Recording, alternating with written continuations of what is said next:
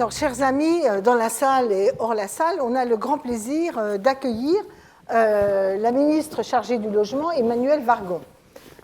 C'est pour nous toujours une occasion d'un échange avec les pouvoirs publics et les gouvernements pour à la fois réaffirmer ce que nous sommes, ce que nous faisons, ce que nous attendons des pouvoirs publics et, je l'espère, ce que nous pouvons partager en commun, à savoir une certaine idée de la réponse aux Français quant à leurs besoins de logement et à notre projet républicain qui doit à la fois assurer le droit au logement pour tous, la mixité sociale et dans le monde d'aujourd'hui, l'intérêt général, c'est de réussir le grand challenge, disons le grand défi de l'écologie et d'une écologie qui doit être solidaire, sociale et républicaine. Alors, Madame la Ministre, notre Fédération des coopératives, vous le savez, nous nous rencontrons assez régulièrement et d'ailleurs, je dois vous remercier de votre écoute et du dialogue que nous avons en permanence. Notre fédération a, dans le monde HLM, une première grande spécificité qui est d'être une fédération très attachée à l'accession sociale à la propriété. Et nous, quand nous faisons notre assemblée générale, c'est l'occasion du bilan de l'année écoulée.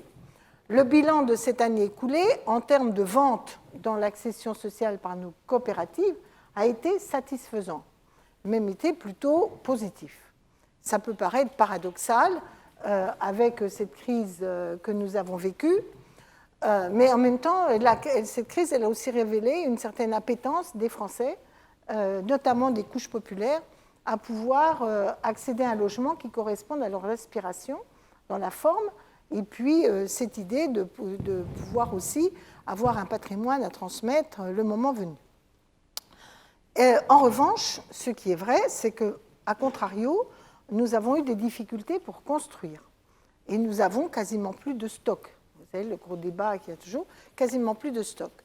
Donc, nous sommes évidemment devant le grand défi de remonter au niveau de construction, ou en tout cas de production de logements en accession. Alors, les raisons sont variées. On a pu penser qu'il y avait un certain attentisme lié traditionnellement aux élections municipales. Il semblerait quand même qu'après la phase de changement des nouvelles équipes, il y a de nouveau, les élus locaux se sont fait une idée de leur projet. Donc, on est de nouveau avec des interlocuteurs moins dans l'attentisme. Ce n'est pas forcément qu'ils sont emballés pour construire, mais en tout cas, ils savent à peu près où ils vont et ça devrait nous aider. Ce que nous avons, l'autre chose qui fait que la croissance en production n'est pas facile, c'est que les opérations type cœur de ville, etc., ça peine à démarrer. Ça peine à arriver à un rythme de croissance, de croisière qui soit satisfaisant. Ce qui d'ailleurs est un peu classique dans notre pays. On est souvent, indépendamment du diesel, qui n'est pas le sujet, mais on est plutôt un peu comme les moteurs diesel, à mettre un certain temps avant de démarrer. Et puis quand on a démarré, quand même, en général, on fait face. Mais enfin, au bout d'un moment, il ne faut quand même pas trop jouer sur cette corde.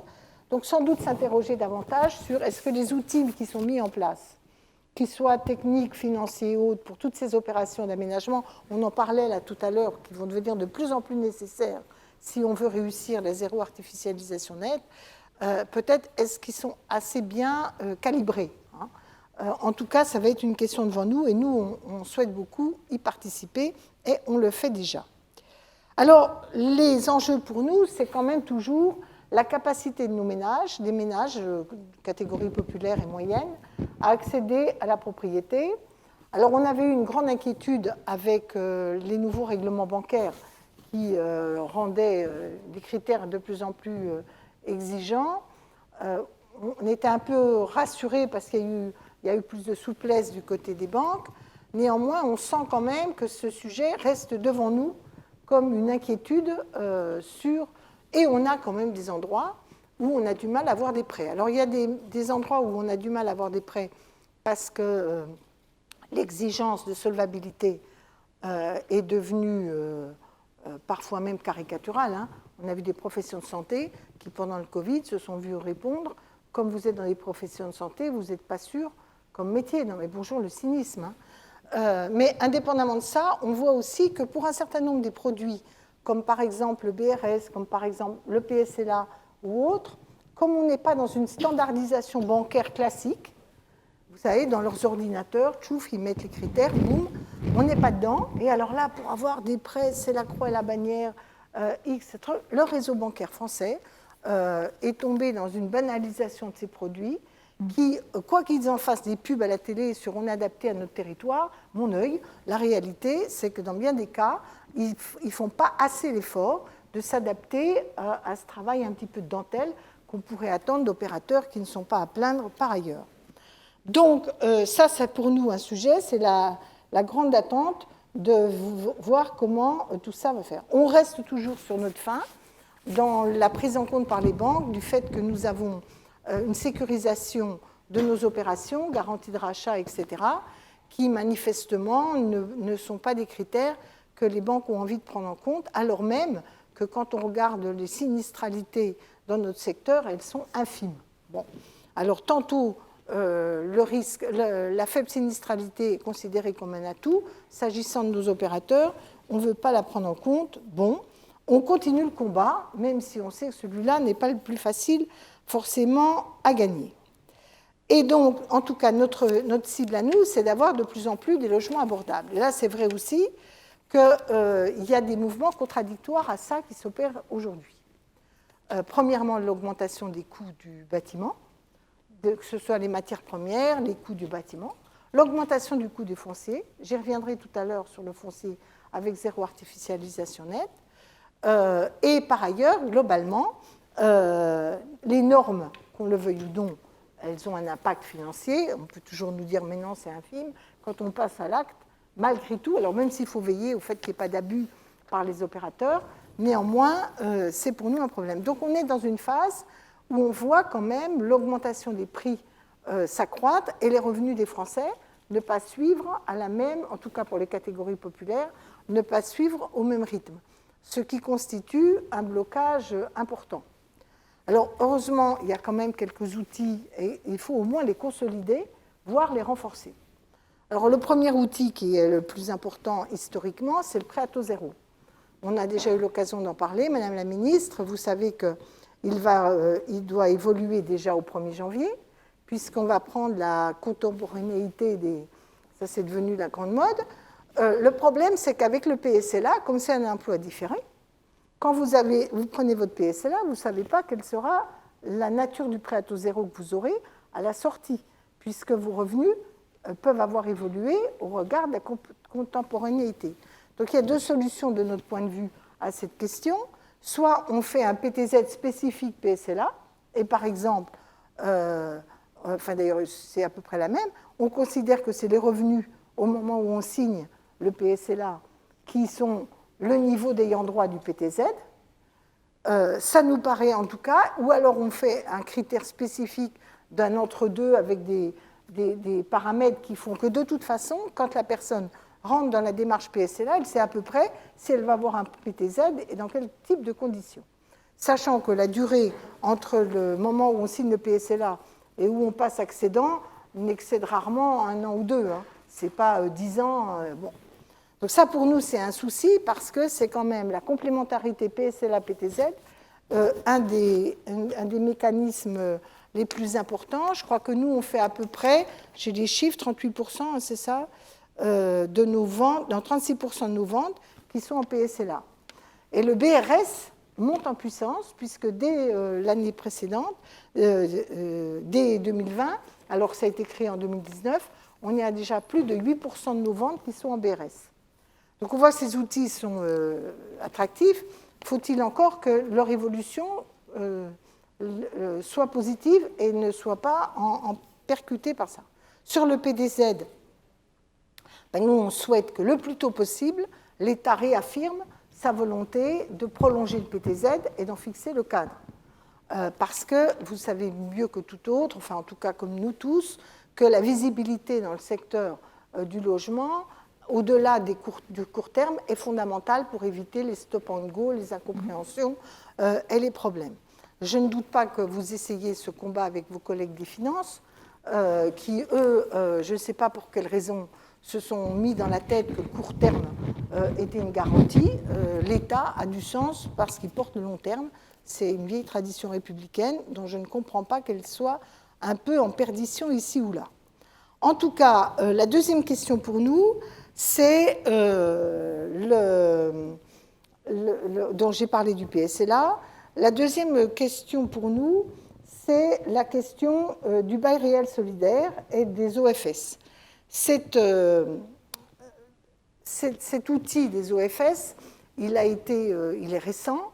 Et d'abord, il y a une bonne stratégie, c'est de ne pas changer tous les quarts d'heure le cadre de ces OFS. Donc, certains sont tentés de vouloir élargir le concept d'OFS au logement intermédiaire.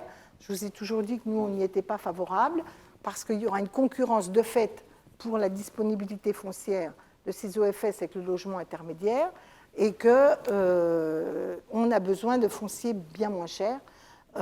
Et les OFS avec les BRS, c'est quand même une des façons, d'éviter la spéculation, de permettre la solvabilisation d'un certain nombre d'acquéreurs. Néanmoins, il y a des améliorations à la marge à faire pour les OFS, notamment, on a vu une très belle opération tout à l'heure à Pantin, qui est une opération où il y a à la fois de la construction neuve et de la reconfiguration de l'ancien. Or, quand on regarde de près les textes sur les OFS, ils sont quand même plutôt conçus pour du neuf, et peut-être pas bien adaptés, sans changer la cible, à la reconfiguration de l'ancien. Alors, nos amis des habitations populaires ont su jongler dans les textes, mais si on veut passer à une étape de reconfiguration qui est nécessaire pour les bilans carbone et qui est nécessaire pour la zéro artificialisation nette, il faut vraiment que l'outil OFS soit bien utile dans ce sens. Ensuite, on pense que les garanties d'emprunt des départements pour les OFS seraient un plus, notamment pour nos collègues qui sont en province et dans les petites villes et dans les centres-bourgs et dans ces secteurs-là. Et bon, on se réjouit de voir que dans la loi 4D, finalement, il n'y ait pas eu la plongée tête baissée sur l'idée de ces OFS pour le logement intermédiaire. Néanmoins, on sera très vigilant sur la nature des ordonnances qui sont prévues, car parfois rentre par la petite porte ce que nous avons cru voir disparaître par la grande. Mais il y a aussi un point immédiat sur lequel j'avais déjà fait un amendement l'an dernier comme sénatrice, mais c'est tellement technique que c'est parfois difficile pour les collègues parlementaires de prendre la mesure de l'amendement, et là on aurait besoin d'une implication du gouvernement, c'est l'impôt sur les sociétés pour les OFS. Quand vous êtes un organisme HLM, vous êtes de fait ipso facto OFS. Vous ne payez pas l'impôt sur les sociétés. Quand vous êtes un OFS coopératif, avec des collectivités locales, que des acteurs semi-publics, quoi, et là, vous payez l'impôt sur les sociétés. Ce n'est pas normal. On procède du service d'intérêt général, ou en tout cas, sans y être formellement rattaché au SIEG, décrété à Bruxelles et tout, on procède du même intérêt général, et il serait tout à fait légitime que tous les OFS, et pour leurs actions BRS, soient bien exemptés de l'impôt sur les sociétés, car par ailleurs, c'est de la concurrence absurde entre des formes juridiques des différents OFS. Et moi, je plaide beaucoup, même si je trouve bien que les organismes HLM puissent être tous OFS, je plaide personnellement pour une bonne articulation entre des opérateurs, comme par exemple nos coopératives ou des organismes de logement social, et les collectivités locales. Et souvent, les OFS, c'est une façon aussi de s'associer sur une vision plus partagée de ce qu'il y a à faire. Alors, il y a notre grande revendication de l'an dernier, a été pour une part satisfaite, mais ce n'est qu'un début, continuons le combat. C'est la fameuse prime d'accession à la propriété, très sociale, disons sociale, puisque nous avions souhaité qu'elle soit, on vous avait déjà expliqué, que la solvabilité des ménages, plus l'élévation du coût, rendait nécessaire, et encore plus quand on était dans des opérations type cœur de ville ou autre, rendait nécessaire une aide directe, qui est une prime d'accession. Alors, dans l'accord que vous avez signé avec Action Logement, il est prévu qu'il pourrait y avoir une somme qui peut aller jusqu'à 200 000, pas une somme de 200 000. Ça, déjà, je me méfie des formulations, mais donc nous serons vigilants, et je l'espère vous aussi, qu'on dépense bien les 200 000, et 200 millions, pardon, les 200 millions d'euros, et nous souhaitions qu'elle soit vraiment ciblée accession sociale sécurisée, parce que dans la période de difficultés sociales que nous vivons, la sécurisation est quand même quelque chose d'important. Néanmoins, le spectre est plus large. Bon.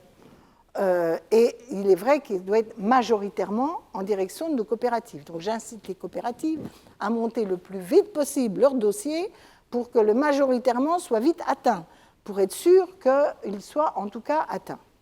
Mais ça pose la question, à juste titre, Action Logement cible des publics qui sont des publics salariés des entreprises.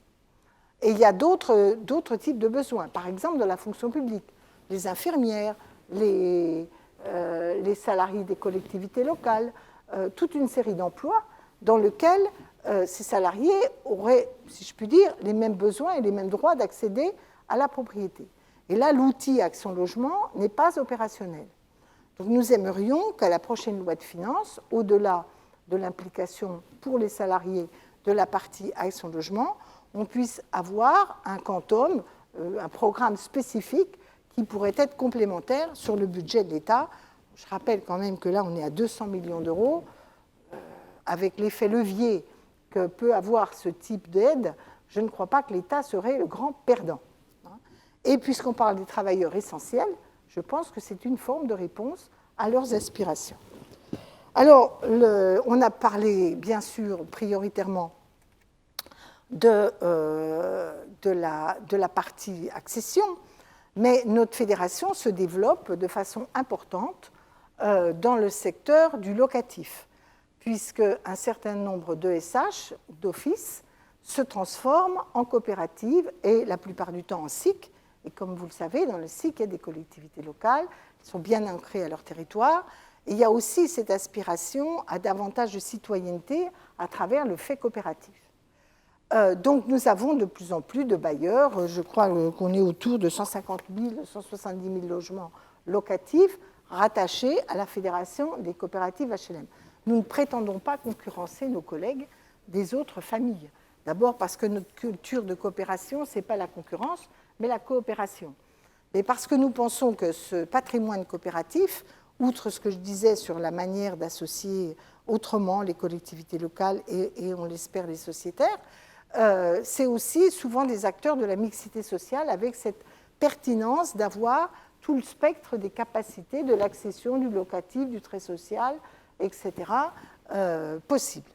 Et donc, évidemment, nos collègues du secteur locatif sont percutés, comme beaucoup d'autres, comme tous les autres, par la grande inquiétude sur le modèle du logement social à la française, dont je sais que vous souhaitez son maintien, mais dont on voit que certaines évolutions nous font un petit peu redouter un changement d'orientation de fond de ce modèle.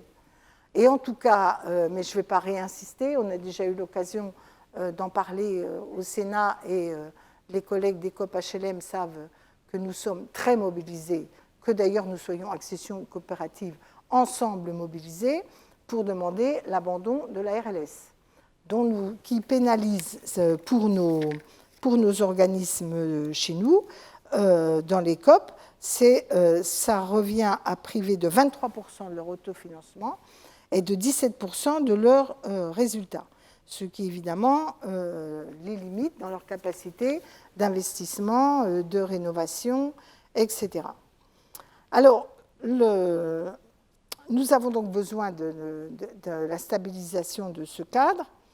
La deuxième chose auquel nous sommes très sensibles, peut-être justement parce que par ailleurs on fait de l'accession, c'est que les organismes HLM gardent une forte capacité de maîtrise d'ouvrage. Ça n'est pas que parce qu'ils le veulent ou pas, il faut qu'ils le veulent. Et je réitère la pression de la Fédération comme de l'USH, cher Emmanuel, pour que les organismes HLM arrêtent d'être simplement l'accompagnateur, le bagage accompagné des promoteurs privés avec du VFA. D'abord parce qu'on a observé que la VFA pouvait coûter cher, que la qualité du bâti et des normes était souvent inférieure à celle que nous faisions, et parce que l'articulation d'une maîtrise publique et d'une maîtrise privée est sans doute nécessaire pour l'équilibre dans notre pays. Il y a la VFA à l'envers, mais faut-il encore que les grands opérateurs d'aménagement, je pense en particulier à ceux de l'Île-de-France, ne soient pas tellement focalisés sur le tropisme des promoteurs sociaux qu'ils donnent des énormes, comme on dit dans le métier escalope, là, je ne sais pas pourquoi c'est les galettes ou je ne sais quoi, de quelle nourriture, il faut toujours qu'en France, on ait de référence à la nourriture, des parties de territoire aménagées à des grands promoteurs privés et disent associez-vous avec tel ou tel bailleur. La deuxièmement, c'est que nos collègues, bien que nous plaidons la coopération, je regrette qu'il y ait souvent des mises en concurrence de VEFA et que les grands groupes qui bénéficient d'aides publiques particulières pour leur recapitalisation, soit par Action Logement, soit par la Caisse des dépôts, se permettent de faire monter les prix des VEFA ou d'ailleurs parfois du foncier, ce qui n'est quand même pas du bon usage de l'argent public, ni même de l'état d'esprit qui doit prévaloir entre nous. En tout cas, c'est pour nous une préoccupation. On se réjouit dans le secteur locatif qu'ait été reporté la cotation et le système de flux qui m'a déjà valu des heures de discussion et de salive avec ma collègue Emmanuelle Cos sur ces sujets importants, mais pour le coup compliqués à gérer.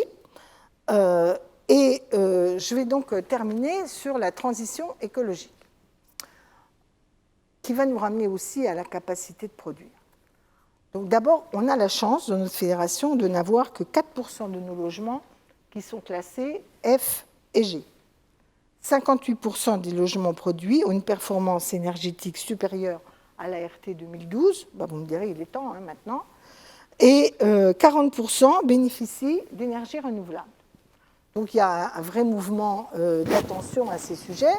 Et c'est vrai que si nous avons la chance d'avoir peu de passoires thermiques, c'est aussi que notre parc est souvent plus récent que celui de nos collègues, dont on peut comprendre que ce n'est pas simple. Et donc, nous savons que ça va donc nécessiter des financements importants. L'USH défend très bien cette thèse. Mais je voudrais parler de deux sujets qui nous sont... un sujet qui nous est propre et un autre que j'ai traité tout à l'heure dans la table ronde de zéro artificialisation nette. Celui qui nous est propre. Nous sommes, Madame la Ministre, syndic de copropriété. D'ailleurs, soit parce que c'était des copropriétés issues des opérations que nos COP avaient réalisées, soit parce que nous sommes choisis, puisque nous travaillions d'ailleurs en bon entendement avec l'ensemble des organismes de syndics de copropriété.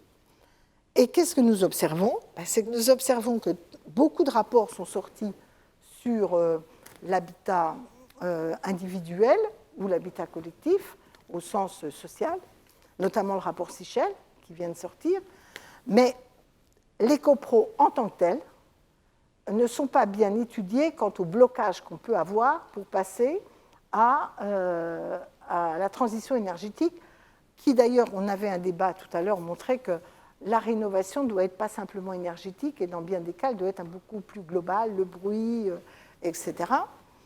Et on a des blocages qui sont liés, même si on a changé les majorités, au fait qu'il faut une majorité qui vote pour cette réhabilitation.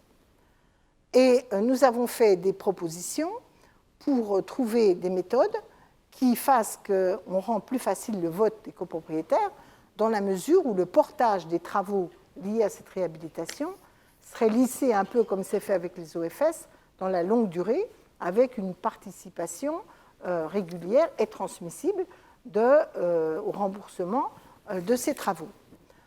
Et plus généralement, nous avons travaillé avec toute une série de copropriétés dans lesquelles nous sommes syndics, l'idée d'un contrat de rénovation thermique et global qui pourrait être porté par des structures spécifiques, soit la copropriété reconnue comme telle, soit des OFS, soit éventuellement d'autres réponses. Et nous aimerions bien que dans la loi qui est en cours de discussion au Sénat, la question de l'accompagnement des copropriétés à la rénovation thermique dans une vision rénovation globale puisse avoir des premières avancées. Ces premières avancées viseraient à permettre aux OFS d'être intervenants dans certains cas dans cette nature.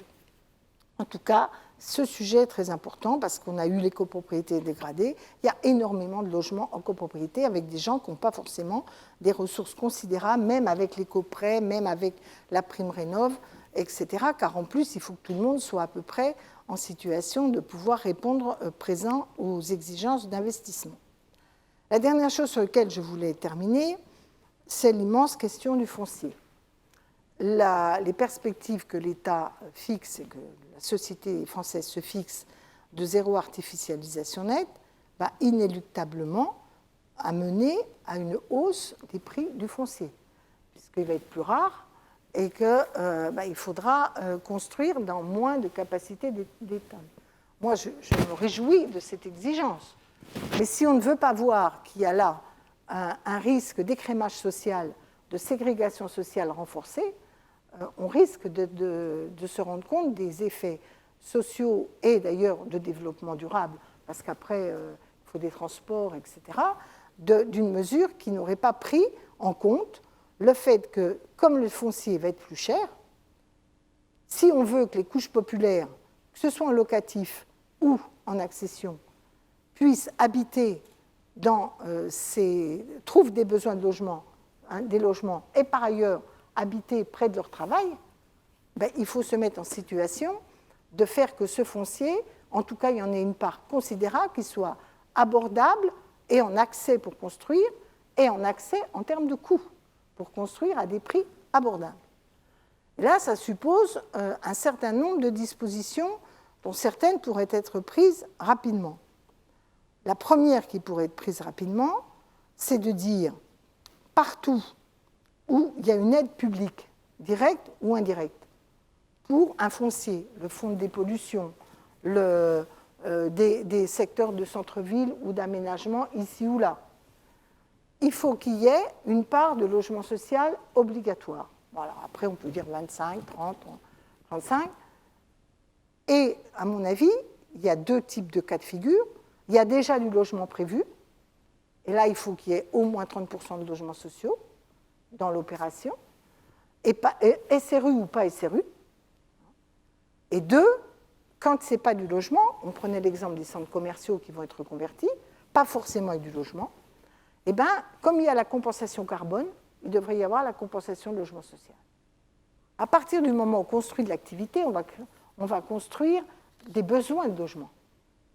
Donc, on devrait dire que dans les 10 km autour, alors 10, 15, 5, tout ça est négociable, on doit pouvoir produire un équivalent de mètres carrés, de X% de mètres carrés constructibles en logement social. Parce que, Madame la Ministre, relever le défi de la mixité sociale, ça va se jouer bien sûr avec le maintien de la loi SRU, le durcissement de la loi SRU, mais ça ne peut pas se jouer que par ça, parce que le nombre de logements qu'on produit par SRU, pour utile qu'ils soient, ne suffiront pas au brassage social auquel on doit aspirer et qui est tellement fondamental quand on voit toutes les tensions qui peuvent naître des ségrégations diverses et variées. Et pour que ça réussisse, il faut que ce soit, si je puis dire, un peu systématique, qu'il y ait du brassage avec du logement social. Et ce systématique, il doit pouvoir être, évidemment avec nuance, mais en tout cas, quand il y a être public, moi je pense que c'est fondamental qu'on garantisse qu'une partie de ce qui est construit, bâti ou produit soit réservée à du logement social direct sur le territoire ou indirect sur des territoires voisins qui respirent avec cela. Je terminerai avec un exemple qui en dit long. Je ne sais pas si vous étiez là quand j'ai parlé des gares du Grand Paris. Les études des gares du Grand Paris fait que, premièrement, quand on regarde qu'est-ce qui est programmé, il y a beaucoup plus de bureaux qu'il y en avait à l'origine. Donc, moins de logements.